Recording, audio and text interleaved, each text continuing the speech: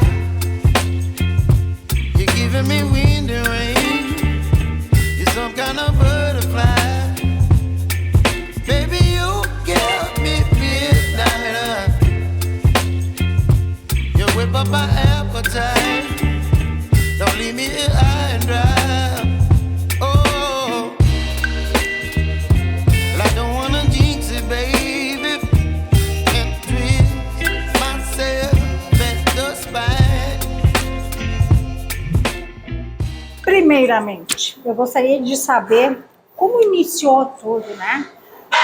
Quem é o Rodrigo Bellora? Como Boa é que surgiu pergunta. Boa pergunta. Essa paixão pela cozinha?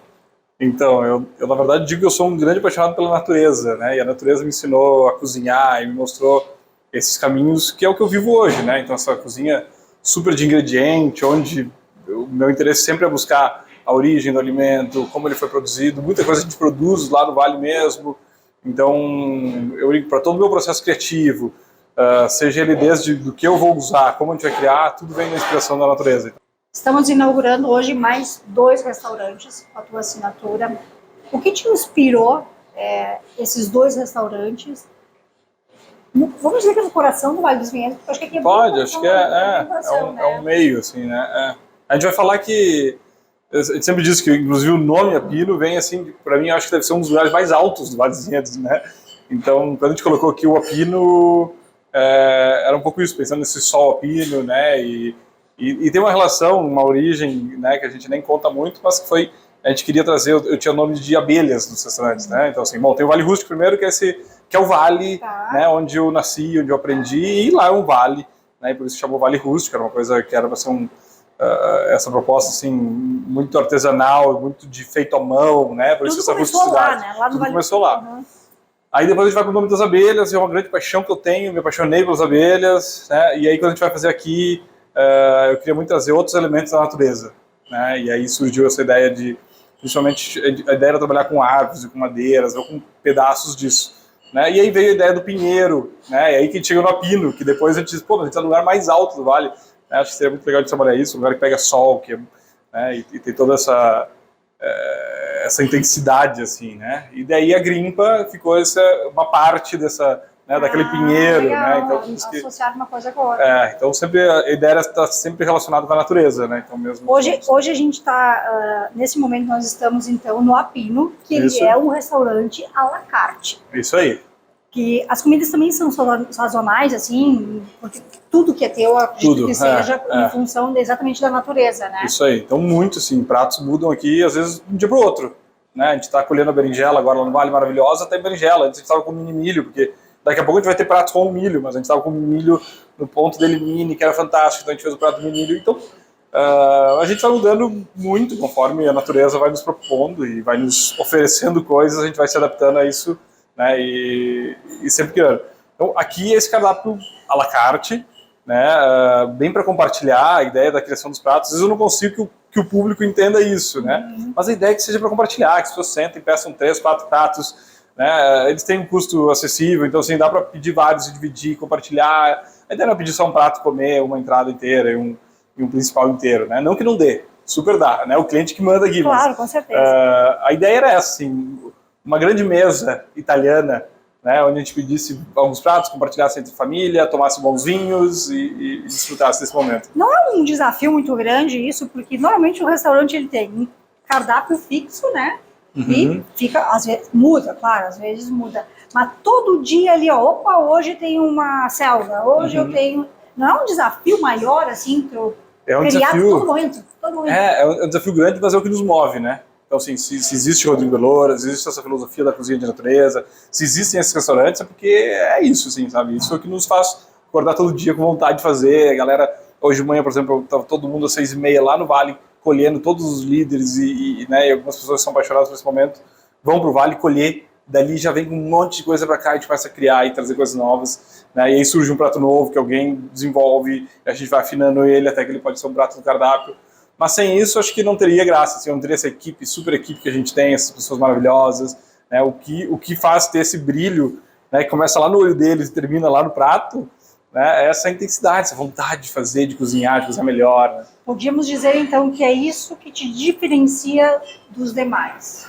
Essa é a minha grande paixão, é a riqueza, né? Do detalhe. Acho que a gente tem muito isso, sim, o detalhe para nós é muito importante. Né? Então a gente nunca se sossega só em montar um prato, que tem uma combinação de sabor legal, a gente quer também que ele seja bonito, a gente quer que na hora que tu receba tu diga uau, né? Porque assim, tem tanto carinho por trás daquilo, quando a gente fala de produção, de produtor, de produto agroecológico, de pequenos produtores, cara, tem tanta coisa envolvida, que a gente só botar isso de uma maneira rude, mal apresentada, é tanta desvalorização lá com quem começou e trabalhou tanto no sol, na dificuldade, chuva, seca, né? Tudo que a gente passa para uma produção agrícola, né?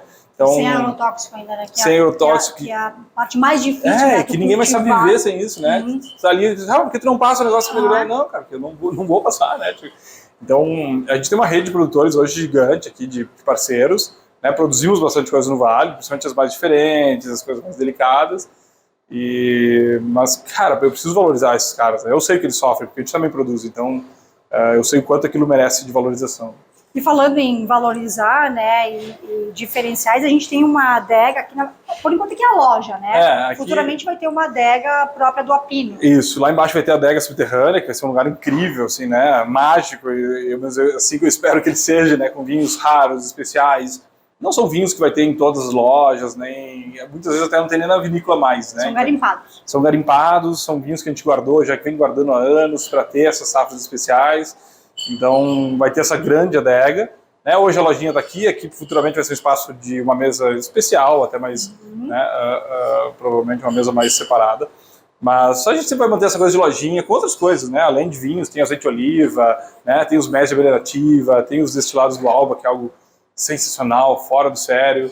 E um monte de vinhos diferentes, vocês vão ver aí, né? De rótulos diferentes. De vários lugares também, né? Tô vendo Brasil só, né? Mas a ideia é ter, enfim, talvez não só quem a gente considera os melhores, mas os vinhos que têm, sabe, potencial legal, desde guarda, desde de consumo. Então, assim, é vinho para consumir super fresco, como os rosés, né, para consumir do ano, assim como vinhos que a gente já estava comprando 3, 4 anos antes para guardar, para abrir, ter uma adega especial com rótulos, né, inusitados. Já provou todos eles, não? Eu acho que a maioria. Eu já teria provado. Eu quero conhecer se não provei todos, vamos lá. Vamos conhecer o lado de lá, então o lado de lá é o restaurante em si, né? Isso aí.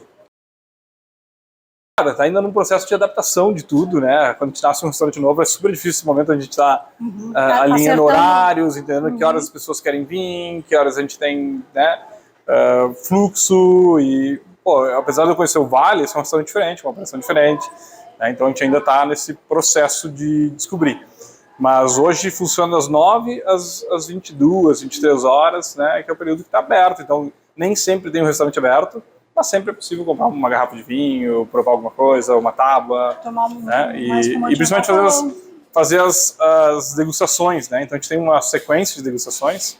Então aqui a gente tem, claro, esse aqui é o nosso bar, então a gente serve desde alguns drinks, algumas coisas, alguns drinks que não são clássicos, né? Ou às vezes clássicos repatinados, como o Apino Sour, né? Ou o Guaraipo, que a gente não trabalha com refrigerante, então o Guaraipo a gente faz nossa leitura, que é a leitura do gin tônica, só que com uma kombucha. Né? Então, assim, uma kombucha de limão com gengibre, mel de abelha nativa, suco de limão e gin.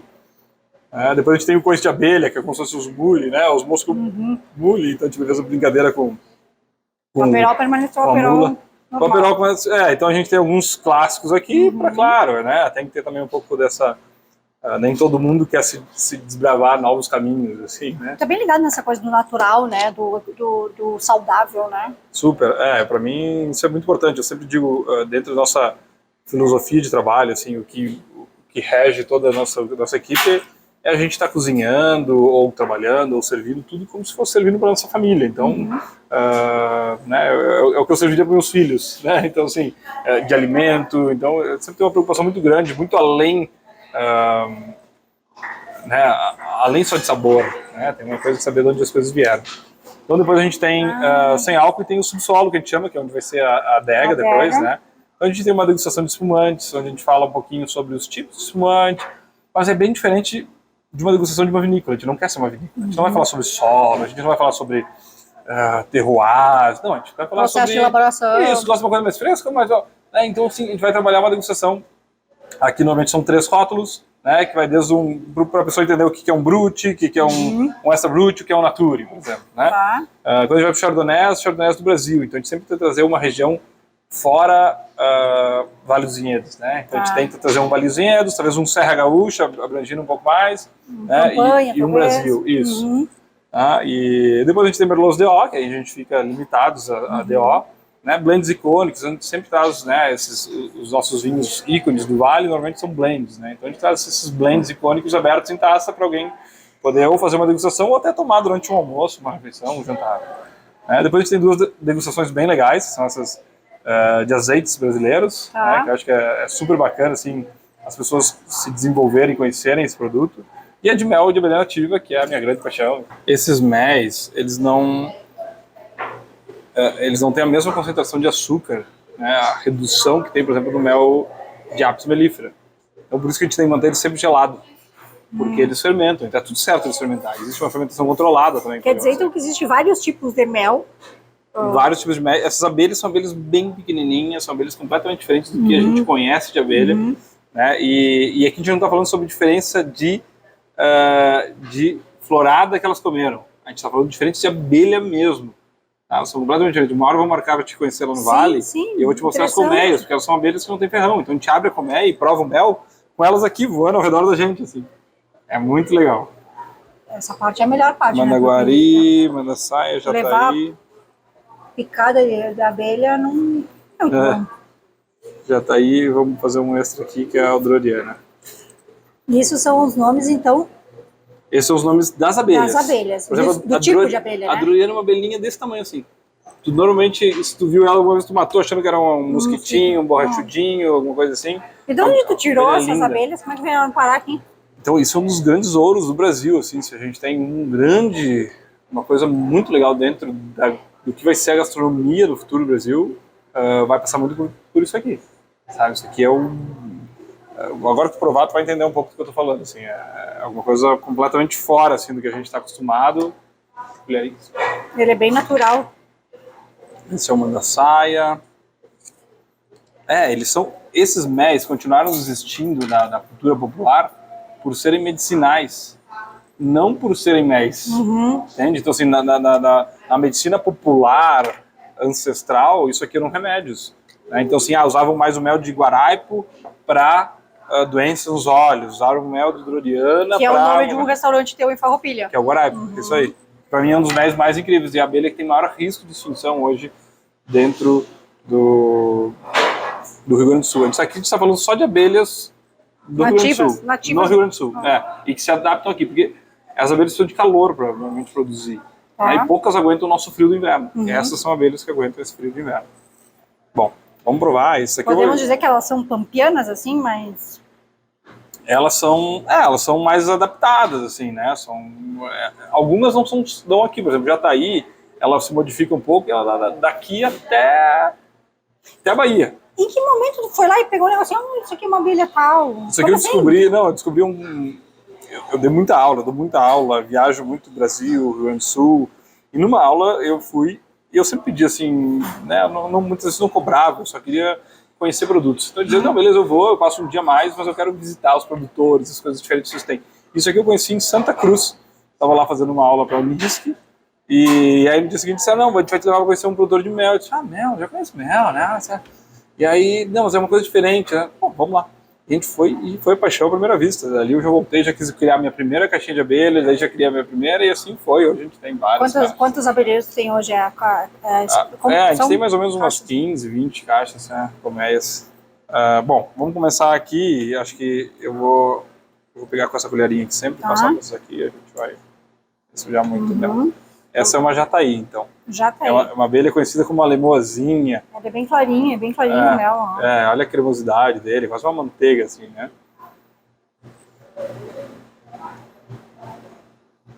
Olha a diferença de sabor, ele não é tão doce, né? Ele é um amanteigado, realmente ele é um amanteigado. E esse mel tu utiliza na culinária pra fazer... Também, a gente usa em bebidas, em drinks, em comida, né? Tu vai ver quando a gente vai chegar aqui nesses outros. Acho que eu ponho nessa tua mesma aí. Aqui, ó. Deixa eu pegar da mel, depois se quiser repetir. Essa aqui é... Essa é a mandaçaia. Uma abelha linda, ela é preta, essa é grande, quase que nem uma apis mellifera. Com umas listras amarelas, 3 listras amarelas lindas na bunda, assim, tipo uma abelha gigante. Uma mangangava? Tipo uma mini mamangava. Mas é uma abelhinha desse tamanho, assim, uma mamangava, né, dá um... É grande, né? E a mamangava é uma abelha, tá dentro desse grupo. Só que diferente? Completamente diferente, né, parece um vinho, né. Agora a gente vai pro mandaguari. Esse aqui é o outro. Já nota que a textura de cada um é diferente, né? E esses só estão assim, mais cristalizados, não, eles ficam cremosos porque estão na geladeira, porque senão eles são líquidos todos que nem esse. Ah, certo. Tá? Mas tu vê que esses que ficam assim são um pouco mais doces, tá? Tu vai perceber isso na boca agora.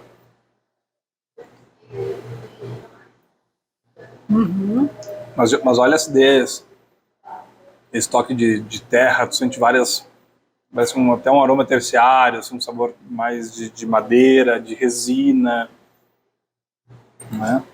E por último, mas nada menos importante... Isso se dá pelo tipo de flor que essas abelhas se alimentam? Então, por vários motivos. Tu vê que até a coloração delas são diferentes, né?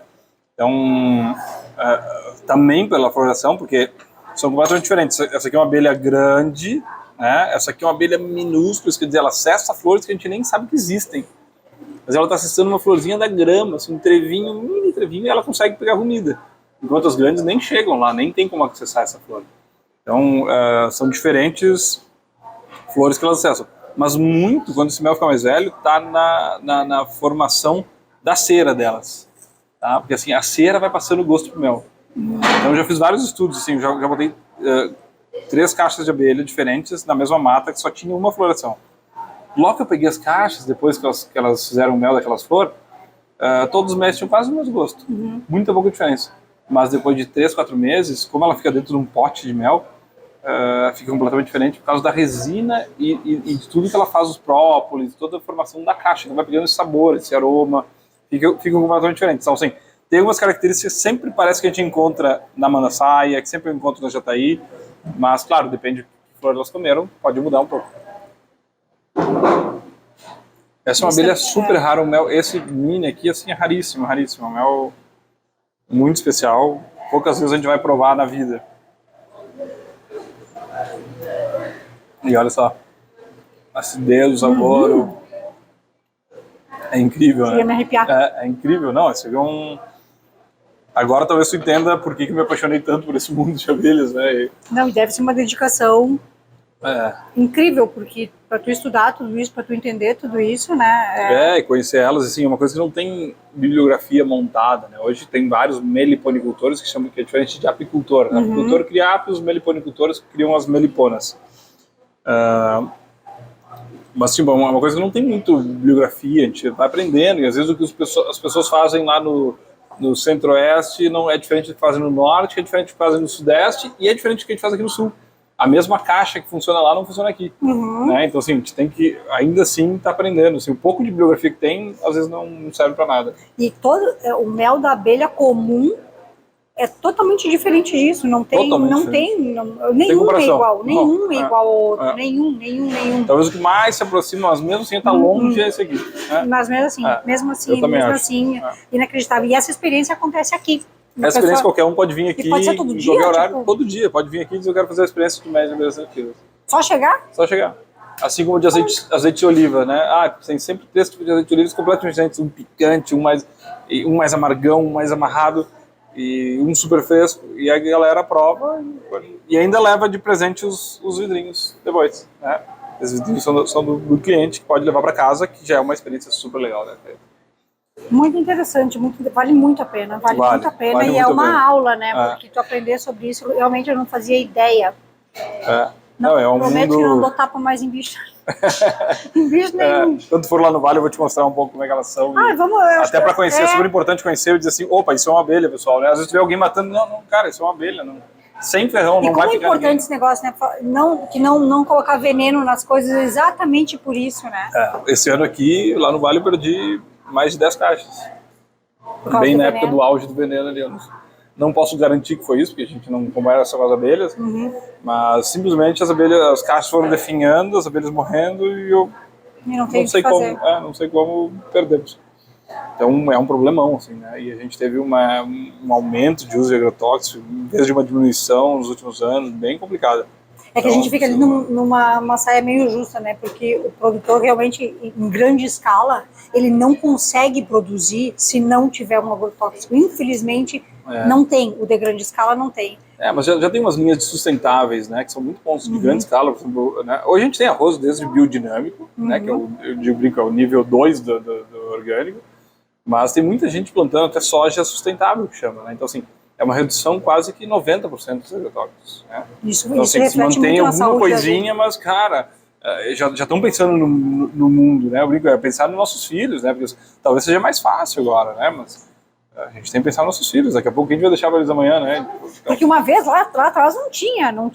Se viveu e se produziu horrores, se produziu em escala também, sem ter, né? Então, acho que sim, tem que ter um bom senso aí, mas eu conheço muitos exemplos super sustentáveis e que, cara, dão certo em altíssima escala.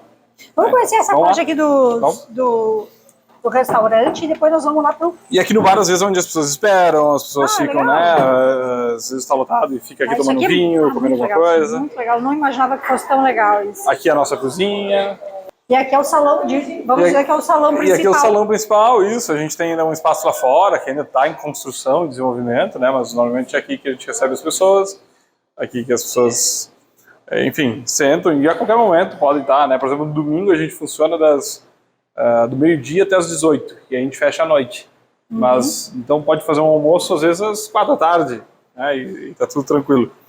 Eventos, a gente tem, né, o espaço é muito propício para a gente fazer eventos, né, para receber confrarias. Então, assim, a gente tem, principalmente lá embaixo, a gente quer muito trazer esse público. Vamos lá para fora, vamos caminhando. Quantas pessoas poderia receber para um evento aqui? Aqui a gente vai atender em torno de 50, 60 pessoas, né? A gente tem acesso ao espaço aqui de cima. A gente tem espaço aqui de cima também, né, que é do investidor e que é um espaço que foi para eventos. Então, assim, para eventos um pouco maiores, dá para usar aí, dá para usar a parte bem lá de cima, que tem um rooftop. Mas a gente tem toda essa área aqui, né, que a gente tá montando. Tem um mel rolando aqui mesmo? Tem o mel, Mas esse é de apis, né? Então, a diferença das meliponas é que elas não fazem favos de mel que nem esse. Elas fazem potinhos. Então, a gente tira o mel com seringa. Tá entendendo? É completamente diferente a forma de cultivar e de fazer todo o processo. Então, assim, por isso que o mel também é super raro, né? A gente tira mls dele, a gente não tira litros nem quilos, né? E aqui tem um espaço externo. Aqui tem todo o espaço externo, que ainda falta alguma coisa de mobília, mas a ideia é a gente poder também, inclusive, trazer eventos para cá e fazer, né? É um espaço bem agradável, muito agradável, aliás. Muito agradável. E tudo tem acesso ao outro restaurante, né? Aqui leva para o outro restaurante. E aqui a gente vai ter o Grimpa, aqui, eu chamo de Grimpa A. Eu sempre chamo as pizzarias normalmente de meninas. São sempre femininos para mim. O Apino e aqui a Grimpa. Tá, a Grimpa. Mas essas são as minhas teorias mágicas. É uma pizzaria que aqui, também não deixa de ser um restaurante, né? Mas aqui é uma pizzaria, isso, que tem super democrático. A brincadeira aqui era esse cantinho do lado do Parreiral, né? Olha só que vista. Que o cara tava trabalhando ali na roça e tinha esse gabioto. E ele transformou esse gabiotinho numa pizzaria, né? Então, assim, que a gente vai construindo essa brincadeira. Então, aqui tem um super forno que, pô, é diferente da Tubuna, também por isso, porque aqui o forno também é lenha, lá é um forno elétrico. Dá outro sabor, né? Dá outro sabor, né? A temperatura é diferente, a crocância da massa é diferente. A massa é feita na hora, aliás. Tem vários detalhes. A massa é feita na hora, sempre aberta na hora, né? A massa, de longa fermentação, ela tem 48 horas de fermentação. Então assim, ela é feita na verdade 2 dias antes, mas ela está sempre fermentando e a gente abre na hora e assa a pizza. Aliás, essas pizzas que eu lembro, né? Iniciou lá no Vale Rústico. Eu lembro que tu tinha umas pizzas. Isso aí é uma saudade, vamos colocar, mais ou menos? É, uma coisa que ficou meio mal resolvida para mim. Sabe que uma vez a gente foi lá e aí tinha lá uma sugestão. E a gente colocou as pizzas de volta. Não, o pessoal dizia direto. Assim, eu ouvi muito isso. A sugestão não foi só vocês, foi muita gente. E aí eu tinha o sonho de fazer uma padaria legal, porque eu dou muita consultoria também. Eu dou uma consultoria para alguns hotéis, faço assinatura de cardápio, de outras operações e tal. E eu tinha uma dificuldade muito grande, principalmente com os pães. Né? Então, assim, as equipes muitas vezes não conseguiam elaborar um grande pão, às vezes uma cozinha de um hotel que está bombando, que não tem tempo para parar, não tem alguém parado só fazendo isso. Eu disse, cara, eu preciso montar uma padaria top, com pão de fermentação natural, com tudo bonitinho. E aí nasce a Tubuna, né, e resolve esse problema. Hoje eu mando para essas coisas, e para vários outros hotéis, e CNPJs, e para outros pubs, né, para um monte de gente aqui da região.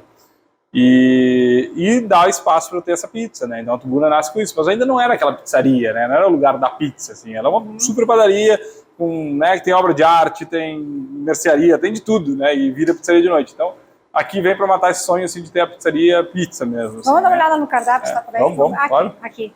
Deixa eu ver se tá aí. Hoje tu estás com quantos restaurantes? 5? 5. 5. 5 meus e 3 consultorias, que é tipo meus, assim, que são consultorias de assinatura de cardápio, né? Eu cuido de tudo. E mais toda a parte de hortaliças, que aliás eu tenho aquela parte que tu entrega, né? Tu tem um delivery, isso, tem a hortaliças, cesta, né? De legumes, verduras, enfim. Isso aí. Tu dorme quando? Tem uma boa equipe. Tem que ter uma boa equipe. Porque não é fácil. Mas as pizzas aqui são muito legais, né? Então, assim, são diferentes lá da Tubuna, né? Agora já chegou a carta oficial da Grimpa, porque, assim, claro, na abertura a gente foi fazendo aos poucos, hoje essa é a carta oficial. Urtigão. Que vai mudar também, conforme as coisas vão acontecendo e terminando. Né? Então também não é sempre esse cardápio de pizza. Não, é sazonal também. A gente abriu faz 2 meses, já é o 3º cardápio. Então a pessoa pode vir aqui praticamente uma vez, 2, 3 por semana.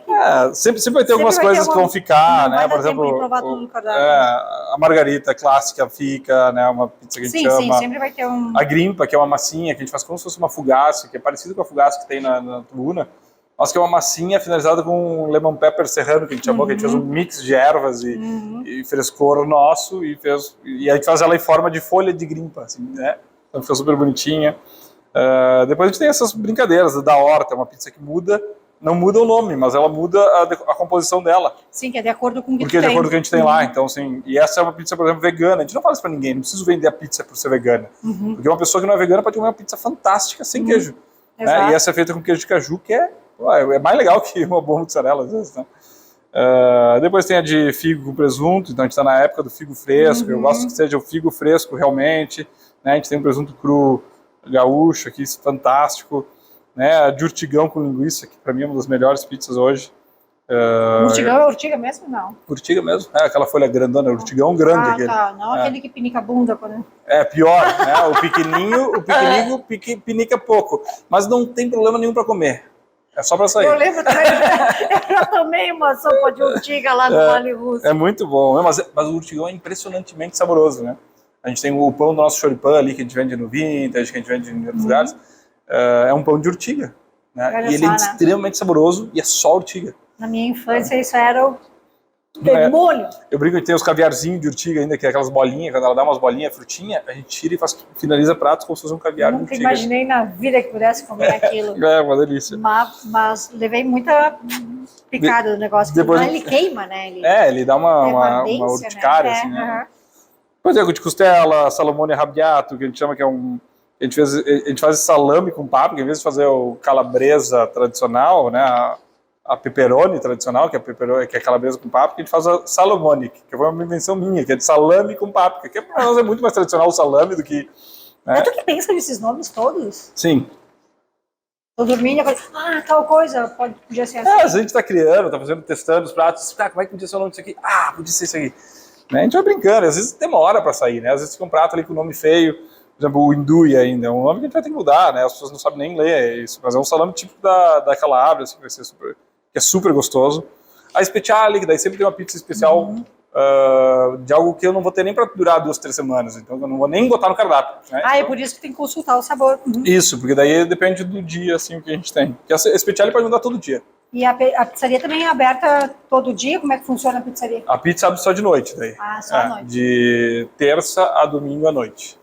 Aí no fim de semana a gente abre um pouquinho mais cedo, sábado, domingo a gente abre às 2 da tarde e já está aberto. E a gente faz um pequeno cardápio de jardim. A gente serve um hambúrguer, tem umas empanadas saindo do forno. Isso no final de semana. E as pizzas no final de semana. Então alguém que não quer almoçar, sentar, almoçar mesmo, quer ficar ali fora, tomando um drink, tomando uma cerveja, beleza. Fica Opção ali. não falta, né? Opção não falta. A gente fez bastante coisa. Estilos para todos os gostos. Isso vai aí. ter. Aqui tem menos drinks, menos tudo, mas tem acesso à carta da Pino, né? Então, mas eu queria um vinho, beleza, pode ficar sentado aqui, a gente vai buscar o vinho lá e não precisa se preocupar É uma com coisa, isso. é um anexo, né? É, Então, tudo é um filho do outro, né? E aqui tem uma outra coisa que eu nunca tive, não fazia, normalmente eu não faço, que é a pizza doce. Então a gente fez uma pizza super artesanal, doce, e também que é muito legal. É mais pro lado do salgado mesmo. Ela é uma pizza bem doce, mas ela, enfim, foi bem pensado, demorou muito para fazer uma pizza doce. Mas tu curte fazer doce ou tu prefere não, salgado? eu prefiro Eu salgado. também, eu não sei fazer. Mas essa, sabe por que eu não gosto mas de essa é fazer uma doce? Essa é uma doce para quem não gosta de comer pizza doce. Ó, tá. Entendeu? Sabe diferente. Mas sabe por que eu não gosto de fazer do doce? Porque o doce, tu tem que seguir uma receita. Entendeu? Então tu tem exatamente a quantidade de cada coisa. A confeitaria e é padrão. Eu não sei, assim, eu sou aquela que abre a geladeira e eu tenho isso e vai fazendo. Não, a confeitaria é sempre mais ela é regrada, né? Então tem pessoas que não se dão bem na cozinha fria, na cozinha quente, mas amam a confeitaria, né? Tem pessoas que não se dão, tem que comprar. Para encerrar a nossa entrevista, então, eu gostaria de convidar as pessoas a conhecer não só, né, esses restaurantes que estão inaugurando hoje, mas 5. Os outros? Tem bastante, né? Tem bastante. Então tá, queria convidar todos para conhecer, né? Aqui a nossa Grimpa, a Pino, o Guaraipica lá em Farroupilha, que é um restaurante super legal também, bem democrático. A Tubuna em Bento, que é a nossa padaria e que é outra que funciona todos os dias, quase o dia inteiro. Né? E o Vale Rústico, que é o grande laboratório, é a origem disso tudo. Pelo convite. Muito obrigada, Rodrigo. Obrigado, querida. Obrigadão. Sucesso imenso. Obrigado. Que venham tantos outros restaurantes por aí. Que bom. Obrigadão. Obrigada. Carinho. A gente vai ficando por aqui, a gente vê logo mais. Beijo, tchau.